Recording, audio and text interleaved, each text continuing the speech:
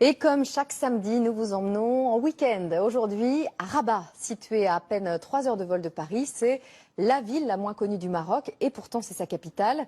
Rabat, la discrète, donc plus sage, plus calme, possède de nombreux atouts méconnus. Une partie de la ville avec ses sites historiques est classée au patrimoine mondial de l'UNESCO. L'autre partie s'est modernisée et est même devenue très bronchée. Samira El Gadir et Jean-Yves May nous emmènent en week-end à Rabat.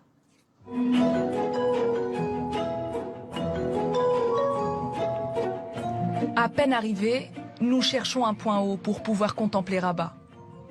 La capitale marocaine a fait un bond dans la modernité. Son quartier d'affaires, ses terrasses bondées, la marina branchée.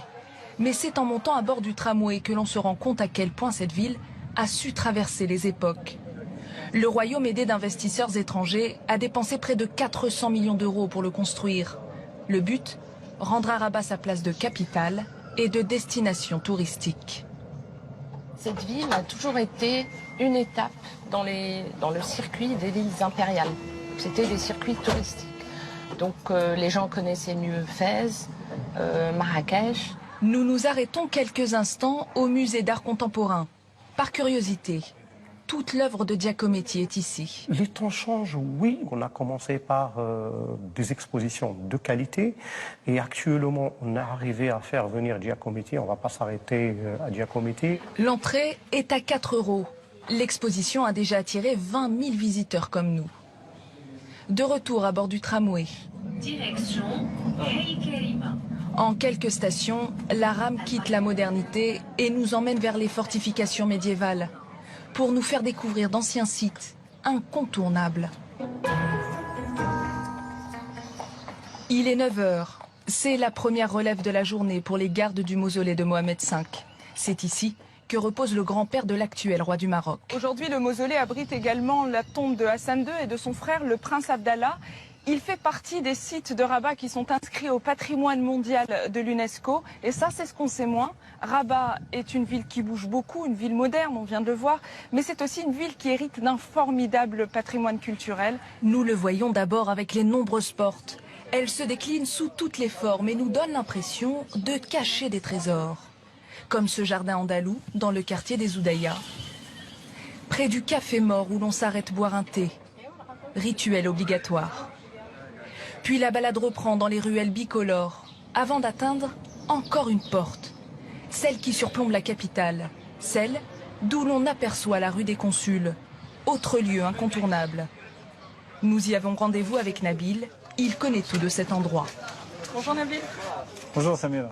La rue des Consuls, c'est là où étaient installés en fait tous les consuls des pays étrangers, donc qui commerçaient avec le Maroc, etc. Et donc ils avaient leur bureau qui donnait sur cette principale avenue.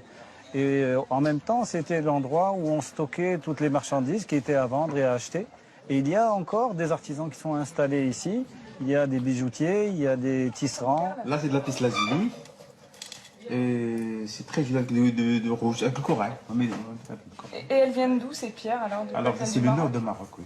Le bijoutier me propose un bracelet, fait sur mesure, avec de l'argent et des pierres.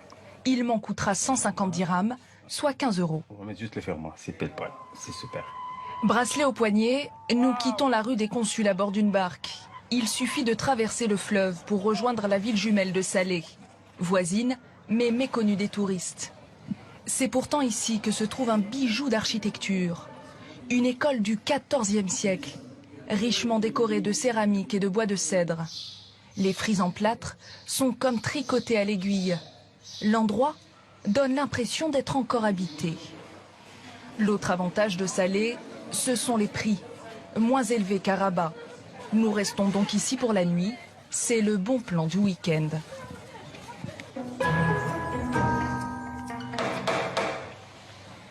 Le Riad Tamaïna accueille les voyageurs qui souhaitent dormir au cœur de la Médina. La propriétaire des lieux raffole des antiquités. C'est pourquoi nous découvrons un décor très chargé, parfois kitsch. Pour le confort de tous, le riad est équipé d'une piscine, d'une terrasse et même d'un ascenseur.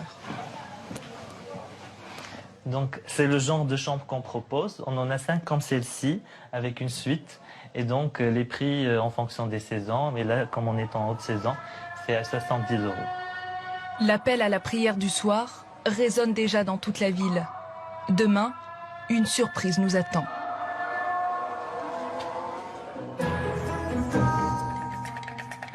Seul le claquement de bec des cigognes vient rompre la quiétude du lieu. Dernière étape, à la nécropole de Chella. Un site où les ruines romaines se juxtaposent aux tombeaux de sultans du XIVe siècle. Et c'est sur les vestiges de ces deux grandes civilisations que 300 cigognes ont installé leur nid. C'est sûrement de là d'ailleurs que la nécropole tient sa réputation de lieu le plus romantique du Maroc. Fin de la visite, le week-end s'achève aussi. Il est temps pour nous de faire les comptes. Sans les transports et les repas, notre excursion à Rabat nous a coûté moins de 100 €.